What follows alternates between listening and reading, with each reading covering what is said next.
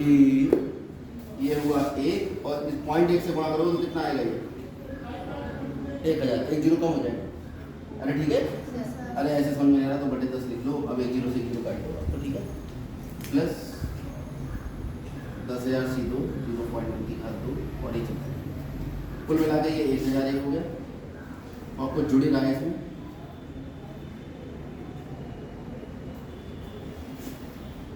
और कुल मिला के इससे ज़्यादा है 1001 से 1000 से क्या है ज़्यादा है, तो बस 1.1 की घात 10,000 रुपये वो ज़्यादा होगी इससे।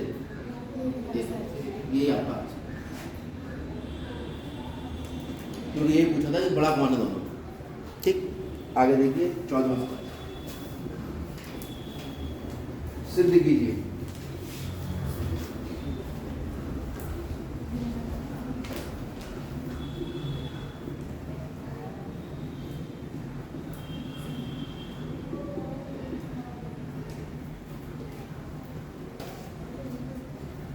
ये है ठीक। चलो हम तो अपना बायोमेट्रिक थ्योरम लिखते हैं। हम जानते हैं a प्लस बी की घात n कितना होता है, सिग्मा r बराबर 0 से n NCR a to the power n minus r। ठीक, b पे r आ रही है, यहाँ r आ रही है, तो मान लेते हैं हम b बराबर 3, a बराबर क्या माने, a बराबर मान लेते हैं 1। ठीक, तो हमारे पास क्या बन जाएगा ये 1 प्लस 3 की घात n बराबर सिग्मा r बराबर 0 से n NCR 1 की घात n माइनस r और 3 की घात r। NCR ये 1 हो गया और ये 3 की घात r।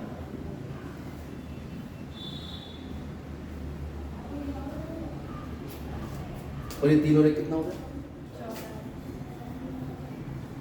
4 की घात। यही सिद्ध कर रहे हैं, हो गया ठीक बात है।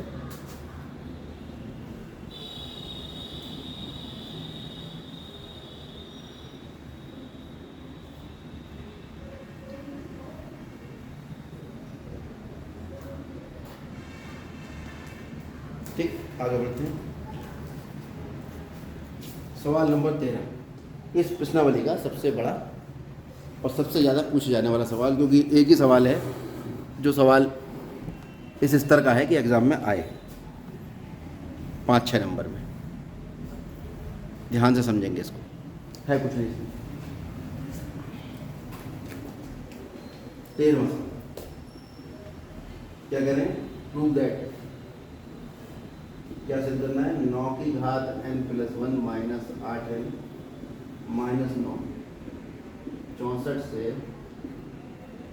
विभाज्य है, जहाँ n एक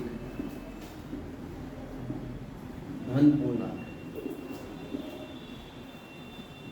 ये हमें ठीक है, तो इसको दिखना है 64 से विभाज्य।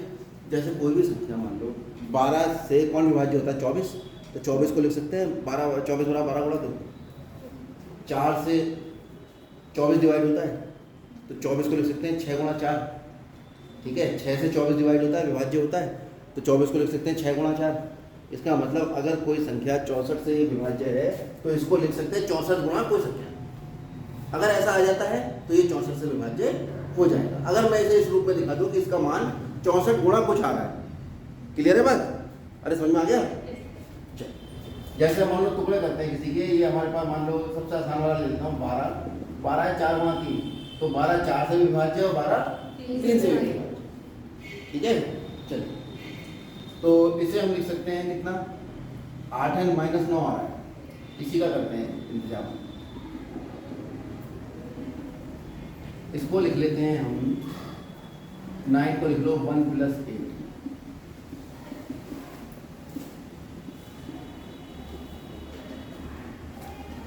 ठीक है, कितना आएगा,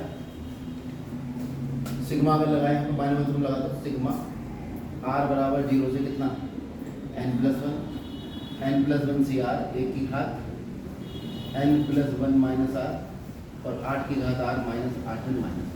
ये क्लियर हो गया।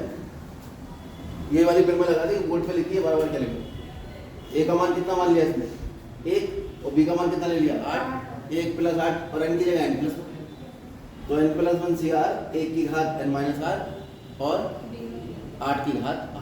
क्लियर है ये बात सभी को? क्यों भाई क्लियर है? अरे समझ आ गई सबको? बात नहीं है? नहीं आई तो लिख के दिखा दो प्लस भी करके लिखा रखना। चलो इसे अब क्योंकि हम जानते हैं a + b की घात n बराबर NCR, a की घात n - r, b की घात r, लगा हुआ क्या इस पर सिग्मा, r बराबर 0 से कितना n। तो यदि n के स्थान पर n+1 और a के स्थान पर 1 और b के स्थान पर 8 है तो क्या हो जाएगा 1 + 8 की घात n+1 बराबर आएगा सिग्मा r बराबर 0 से n+1 1 के n+1 CR 1 की घात n+1 - r और 8 की घात। ठीक है? अब तो ठीक है। तो इसका मान आएगा कितना भाई? ये तो हो गया 9 की घात n+1।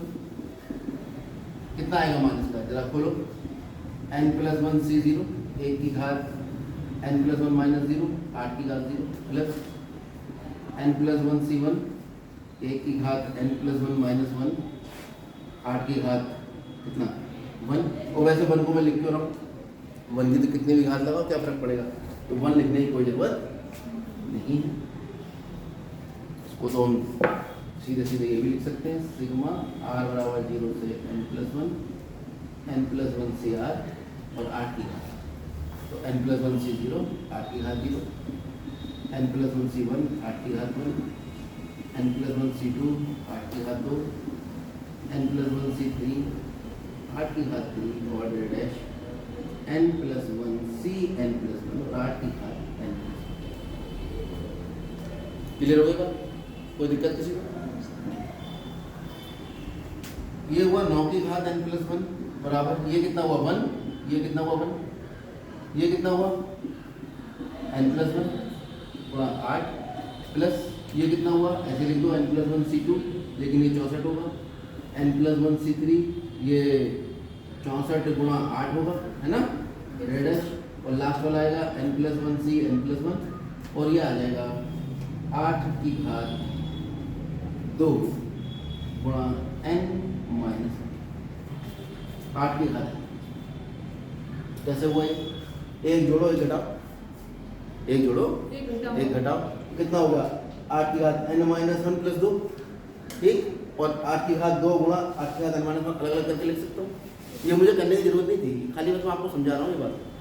बाकी तो कहानी यही सेट हो गई। 64 है, 64 गुणा 8 है, उससे आगे 64 गुणा 64 आएगा, उसके आगे 64 गुणा 500 बार आएगा, कुल मिला के 64 गुणा संख्या आगे बढ़ती जाएंगी। हर पद में 64 निश्चित आएगा। कहाँ से? यहाँ से, क्योंकि 8 की घात 2 के बाद 3 4 5 क्यों, तो 8 की घात जितनी भी बड़ी होगी 2 से उन सब में तो 64 आएगा ही आएगा। क्लियर है ये बात? तो 9 की घात n+1 ये कितना हुआ भाई 1 + 8n + 8 प्लस 64 कॉमन ले लो, कितना बचा n+1 C2 plus n+1 C3 गुणा 8 ऐसे चलता जाएगा, और लास्ट में क्या बचेगा n+1 C n+1 8 की घात n-। आप चाहो तो कॉमन लेके n+1 में 2 घटा दो, जहाँ से कॉमन लेते हैं उतनी घात घटा देते हैं, तो n+1 - 2 कितना हो जाएगा n-1। इनको जल्दी जाओ, 8 में कितना हुआ 9, तो n की घात n+1 - 8n - 1 -9 8 में कितना हुआ 9 बराबर 64 ले लिया हमने कॉमन, गुणा n+1 C2 n+1 C3 गुणा 8 चलता जाएगा n+1 C n+1 8 की घात n-1। तो 64 गुणा कोई संख्या, इससे क्या पता लगता है? यहाँ से पता लगता है कि 9 की घात n+1 - 8n - 9 64 से क्या है विभाज्य। नोट करिए कितना ही है